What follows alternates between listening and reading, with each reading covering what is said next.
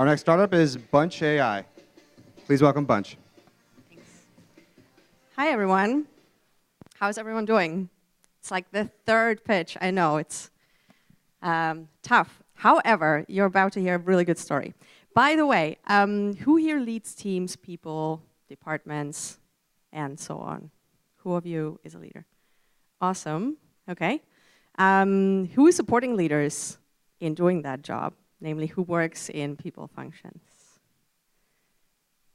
Wow, what's everyone else doing? We'll find out, I guess. My name is Daria. I'm the CEO and co-founder of Bunch. And me and my co-founders have worked for startups before, but also for corporates like BMW, Qualcomm, and so on.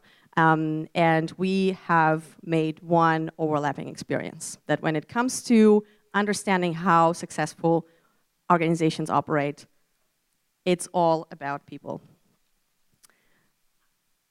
When you actually work with, when you work in companies, and I'm sure some of you can relate to that, one thing is to actually understand how the individual works and how you can actually kind of tap into the potential of everyone, upskill, help us to continuously grow.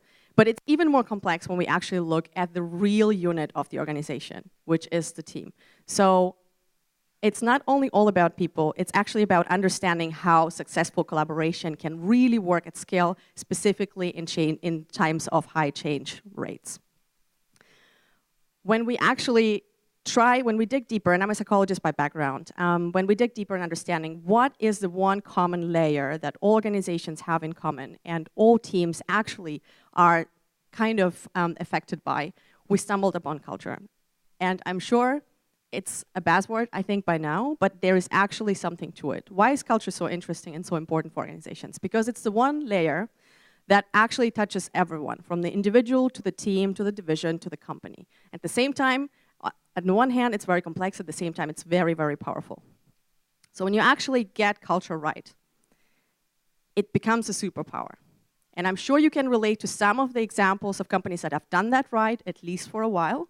It really sets you apart because it has this magical feeling of you understanding where the company is going, you know what you're contributing, and you are moving forward in a very fast pace and an aligned manner.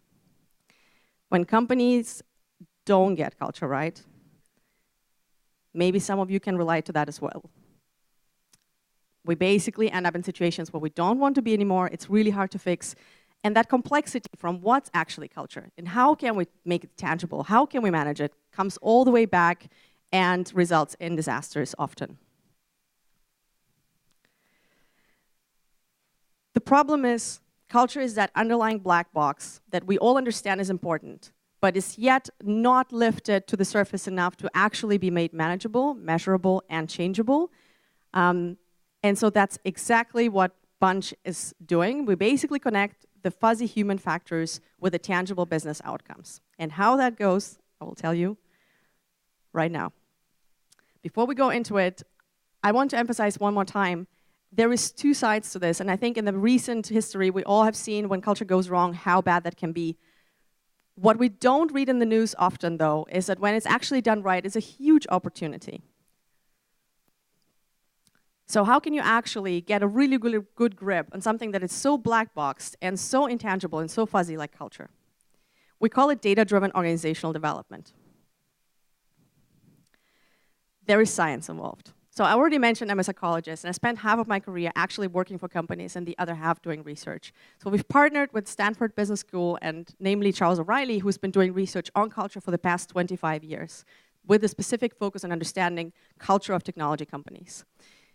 He's boiled it down to a model that has 6 dimensions, and it makes it really, really tangible. I don't want to go into many, many details, but just to give you a feel for it is actually manageable, and it's actually measurable, and there is scientific backgrounds to it.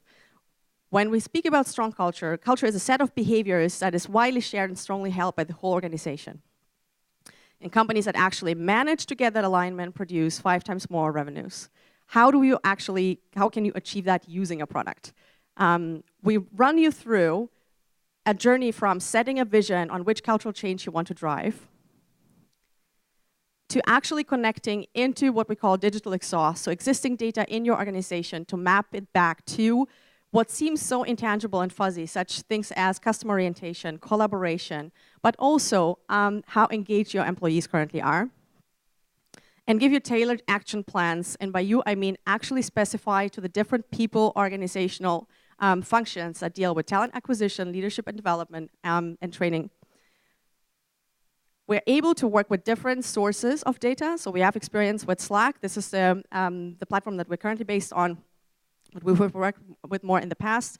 Our proprietary technology is based on natural language processing, so it captures not only positive and negative sentiments, but actually qualitative differences in the communication. And if you're interested to learn more, I know my time is running out, we have a free product that demonstrates the power of the NLP, as you can see right now. You can actually download it and see for yourself, and translates text into a person's profile, mindset profile, that helps you identify different things, amongst others. What does that person need in terms of development, in terms of nourishment, in terms of growth? Imagine giving an employee a personalized set of benefits and growth opportunities based on their true needs and aspirations that they're currently developing at scale. Our mission is to empower your organization to build high-performance teams. So if you're interested to learn more, please come talk to me. And I'm really, really looking forward to the conversation.